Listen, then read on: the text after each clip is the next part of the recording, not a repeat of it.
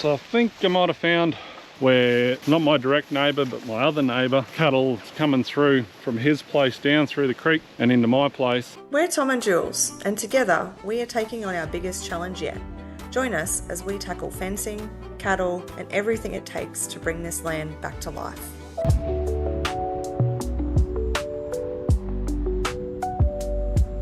Morning. Just me today. Julie's like 9 months pregnant and fat and lazy, so she stayed home, which I guess is okay. Miller's gone full Miller today. Miserable as shit. So as you can see, it's proper white out and rainy and cold. I've got 2 jackets on. Yeah, so I was going to try to put some more posts in over here so we could put the driveway in for the yards. But that's not going to happen because it's full of grass and it's wet and slippery. So I might just go and let the cattle out of the main paddock, give them some lick, and then go and see if I can find the hole in the neighbour's fence where the other neighbour's cattle will get into Neil's place, or to the other neighbour's place, and then into our place. And I've got 5 or 6 that like going round through there and coming back through the creek. So I know there's a hole in it's not my fence, but it's the other neighbour's fence, but I'll go and see if I can find it. Or I might just go home. So we'll see.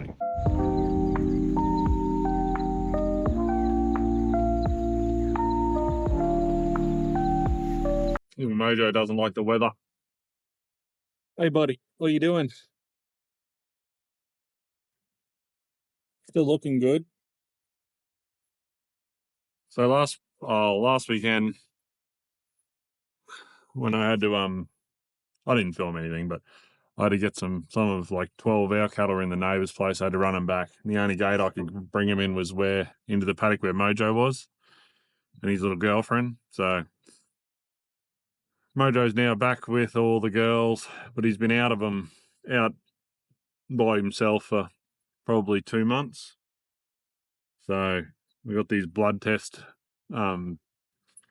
pregnancy test things. So as long as I do all the girls preg test them in the next 20 something days, it should tell me if he's got to them in time or not. So, because I don't want, there might be a couple that are still cycling. So, because I want to know the ones that aren't in calf so I can sell them all.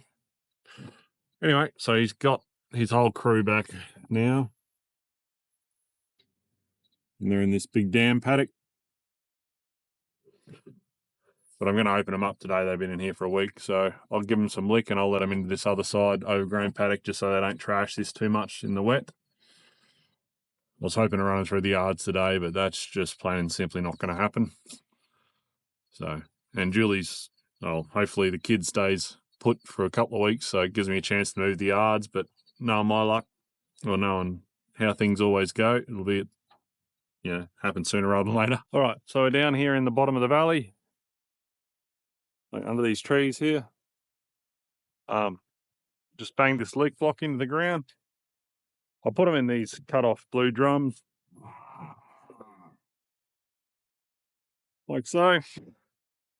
Bash a star picket down through it.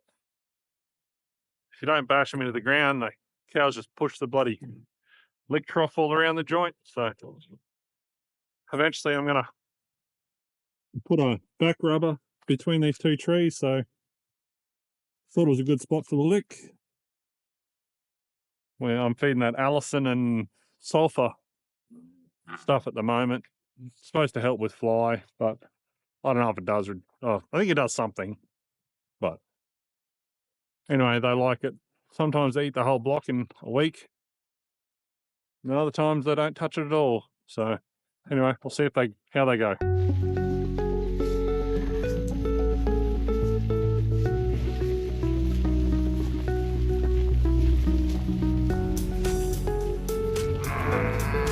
We're all coming in for the lick. I don't know if you remember, there's a little calf that had weird eyes. He looked like he was crying all the time. Anyway, he's turned into a chunky little fella. And his eyes seem fine now, so I don't know what was wrong with him. He's got some shoulders. Instead of like these other Brahman type ones here that are more stringy, strung out looking fellas.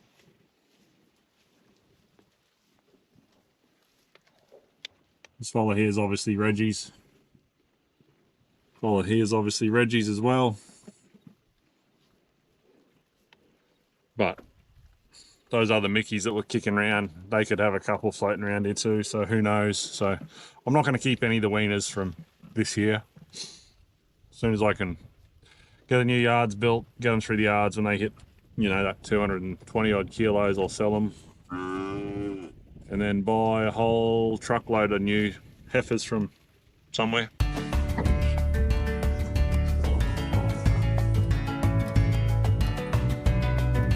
What are you doing?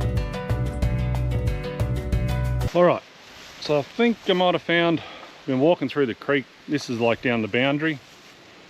Like eventually the boundary's gonna run all the way up here. It's just the creek here at the moment, and like big banks, which is effectively, there's a fence on the other, half a fence on the other side. Thing I found where, not my direct neighbour, but my other neighbour, well, my neighbour's neighbour, I guess you'd say. This cattle's coming through from his place down through the creek and into my place, and I think mine, like there's about 10 of them that always end up in my other back neighbour's place for some reason. And we fixed it, but I think they're following the other neighbour's, or neighbour's place, cattle back, and then coming back round up our fence line and into my back neighbour's place. That's a lot of neighbours. I've said neighbours 25 times. Anyway, so I think they're coming down through here. Well, they are obviously coming down through here, which this is still my place here, or our place. They're coming down for a drink. But then, so the actual boundary's probably up here somewhere, but it's way too hard to build a fence in a creek rainforest, so I'm just going to build it out, you know, out where it's easy. They're obviously coming down through here.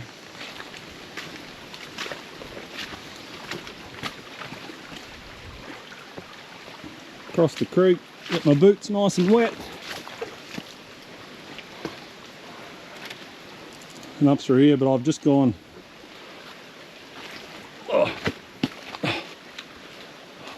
I usually like doing everything nice and neat, but I've gone a bit western on this because I know there's going to be I'm going to put a boundary fence here.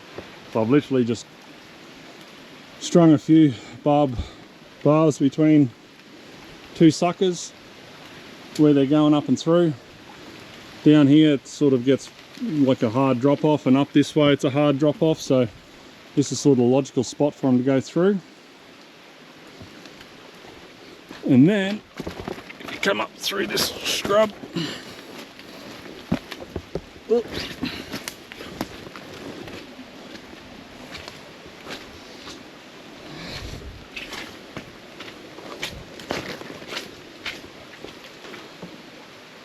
you can see they're coming through here and then moseying through. But all that's, there's a steep bank all through here and a steep bank, and it winds, there's all rocks, and then they're going up through here.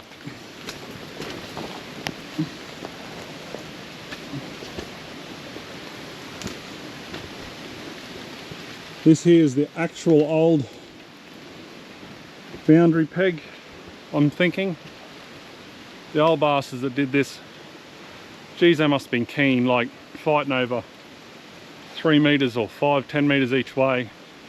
Just build the fence up on the top where it's easy, be done with it, be able to service it. Anyway, that's what I'll be doing. So, up through here. Up, up, up, up, up. Talked to my neighbour the other, not my neighbour, direct neighbour, my neighbour's neighbour the other day, and he must have come down and had a look, and he's put some barbs up here as well. It's a half-ass electric fence there with no charger on it. I jumped up and fixed it before, but I was on the other side. I didn't realise it was so easy to get to from this side. So this is actually my neighbour's place. And my other neighbour's that way. And my other neighbour's that way. So it's sort of a four property corner just here. Anyway, so hopefully at least we'll limit Adam's bloody heifers getting into my place and my 4 or 5 old cows coming up through here.